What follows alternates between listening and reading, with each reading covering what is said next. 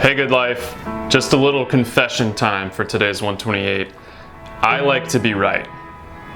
That's it. I like to be right. I don't like when I voice my opinion and I have to eat crow and realize that the facts have proven me wrong, or when I take a stance on something or I believe in somebody and it ends up that maybe they weren't that trustworthy.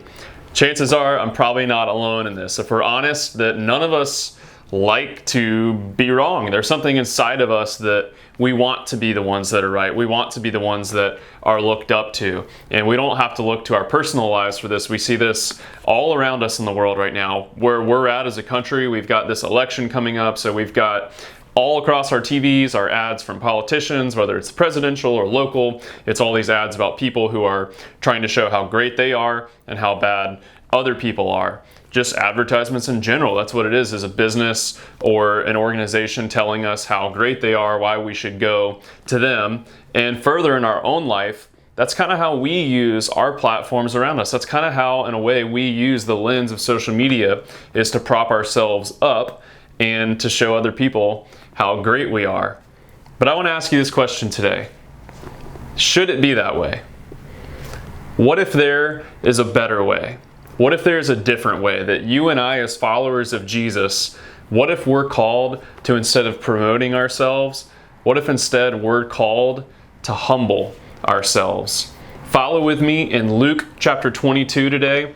We're going to see kind of a grumble arise from the disciples and see how Jesus responds. Now, just for some context around this is the night before Jesus' crucifixion that him and the disciples are taking Lord's Supper together. They're celebrating the Passover. And Jesus, the King of the universe, who they know as the Messiah, Jesus has already gotten on the servant's clothes and he's washed the feet of the disciples. And immediately after, it records in Luke 22, that a dispute arose among them as to which of them was to be regarded as the greatest.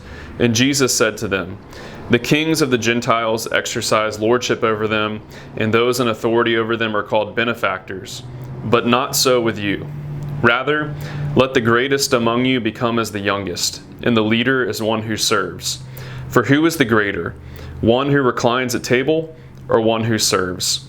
Is it not the one who reclines at table? But I am among you is the one who serves." The disciples have an argument about who's going to be the greatest in the kingdom of God. And what does Jesus say? He says, hey, the world might act this way, but not so with you. Dave gave us a great challenge on Sunday.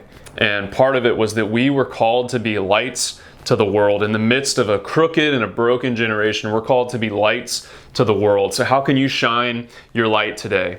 Well, what if you and I decided as followers of Jesus that today, in the midst of a world that's all about wanting to be right and acknowledging that we have that within ourselves, that we want to be right, in a world where we're promoting ourselves, in a world where, whether it's politicians or advertising or social media, it's all about building us up. What if we were lights to the world by saying instead, no, I'm not the greatest. How can I serve you? How can I humble myself? How can I exalt others? This is the way of Jesus. In a world filled with self-promotion, filled with desire to be right, Jesus would look at you and I and say, not so with you. Who is the greatest among you? The one who serves. Today, wherever you are, you and I as followers of Jesus, let's make less of ourselves and have the humility to serve.